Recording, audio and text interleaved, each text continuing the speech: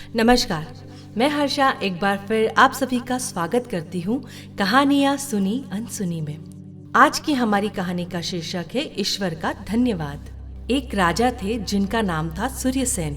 वह बहुत बड़े दानी थे। उनका प्रतिदिन का नियम था सवेरे जल्दी उठते, नदी में स्नान करके पूजा पाठ करते तथा उसके बाद गरीबों को दान दिया करते, तब जाकर अन्न जल ग्रहण किया करते थे। उनकी दयालुता की भावना देखकर उनके आस पड़ोस के शत्रु राजा भी मन ही मन बहुत प्रभावित थे। राजा सूर्यसेन के राज्य में प्रतिदिन सैकड़ों की संख्या में भिक्षुक आते थे। उन भिक्षुकों में दो व्यक्ति जिनका नाम रोहन व सोहन था, कई वर्षों से लगातार राजमहल में आते थे। अब तो राजा उनको नाम से भी पहचानने लगे थे। वे दोनों बहुत ईमानदार थे, अर्थात जितना एक दिन के लिए पर्याप्त होता उतना ही दान लिया करते थे। कई बार राजा ने उनको अधिक दान देने का प्रयास भी किया, किंतु वे दोनों सिर्फ उतना ही दान स्वीकारते जिससे उनको 2 वक्त का खाना मिल जाए। दोनों में एक विशेष बात यह भी थी कि दान लेने के बाद रोहन तो राजा का धन्यवाद करता था, किंतु सोहन कहता था, हे ईश्वर, आपका धन्यवाद। राजा को लगता कि दान तो मैं देता हूँ, लेकिन सोहन कभी मुझे धन्यवाद नहीं करता, बल्कि हर बार यही कहता है कि ईश्वर का धन्यवाद। यहाँ पर राजा का अहंकार जाग जाता था। वह चाहता था कि सोहन भी रोहन की तरह उसको धन्यवाद दे। एक बार जब राजा दान दे रहे थे तो हमेशा की तरह रोहन ने कहा, महाराज, आपका बहुत बहुत धन्यवाद। तो सोहन ने दान लेने के बाद कहा, ईश्वर का बहुत बहुत धन्यवाद। उस दिन राजा ने सभी भिक्षुकों को तो जाने दिया, परंतु उन दोनों को राजमहल में रुकने को कहा। राजा ने पहले रोहन को अपने बाग में भेजा। रोहन बड़ा खुश था कि राजा ने मुझे अपने बाग में जाने का अवसर दिया। वह बाग की खूबसूरती में इतना खो गया कि आसपास का ध्यान ही न रहा। वहाँ पर राजा ने धन से भरी एक पोटली रखी थी, जिसकी ओर उसका ध्यान ही न गया। अब वह वापस आ गया।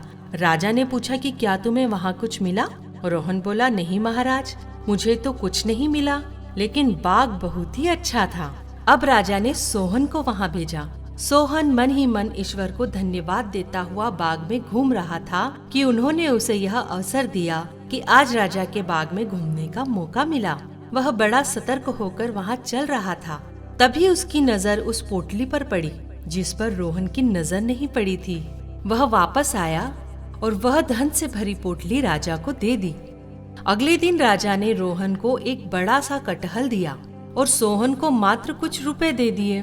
सोहन ने हमेशा की तरह ईश्वर को धन्यवाद दिया। अब रोहन बेमन से उस कटहल को लेकर चल दिया और सोचने लगा कि राजा ने आज आखिर यह क्या दिया है, और उसने बाजार जाकर वह कटहल सब्जी वाले को बेच दिया। सोहन ने उन रुपयों का कटहल उसी सब्जी वाले से खरीदा और संयोग से ये वही था जिसे रोहन ने बेचा था। घर जाकर जब उसने वह काटा तो उसकी आंखें खुली की खुली रह गई। उस कटहल में से सोने की कुछ अशर्फियां निकली।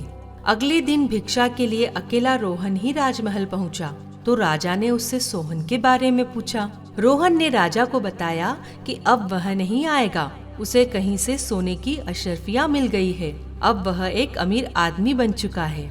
राजा ने अपना माथा पकड़ लिया। राजा ने सोचा कि मैंने कितना प्रयास किया कि रोहन दान के लिए हमेशा मुझे ही धन्यवाद देता है, इसकी मदद की जाए, लेकिन इसके भाग्य में धन था ही नहीं। भाग्य विधाता तो ईश्वर ही है। उसने अगर मुझे इस लायक इस राज्य का राजा नहीं बनाया होता तो कहाँ संभव था कि मैं इतना दान पुण्य कर पाता। दिया हुआ तो सब उसी का है, मैं तो बस एक माध्यम हूँ। सोहन ठीक ही तो था जो हर बात के लिए ईश्वर का धन्यवाद करता था। मेरे लाख कोशिश करने के बाद में भी सोने की अशर्फियां उसे ही हासिल हुई जिसे ईश्वर देना चाहते थे। राजा का घमंड टूट चुका था। राजा ने कहा, हे ईश्वर, मुझे सही राह दिखाने के लिए आपका धन्यवाद। तो इस कहानी से हमें यह शिक्षा मिलती है कि हमारे पास जो कुछ भी है वह ईश्वर की कृपा से ही प्राप्त हुआ है। इसलिए हमें घमंड तथा दूसरों से ईर्ष्या कभी नहीं करनी चाहिए और हमें ईश्वर का हमेशा शुक्रिया करना चाहिए कि उसने हमें इस लायक बनाया कि हम जरूरतमंदों की मदद कर सकें। चलिए अब मैं हर्षा आपसे विदा लेती हूँ। फिर मुलाकात होगी एक नई कहानी के साथ। पर हाँ, हमारी इस कहानी को शेयर करना, लाइक करना और हमारी इस चैनल को सब्सक्राइब जरूर कर देना।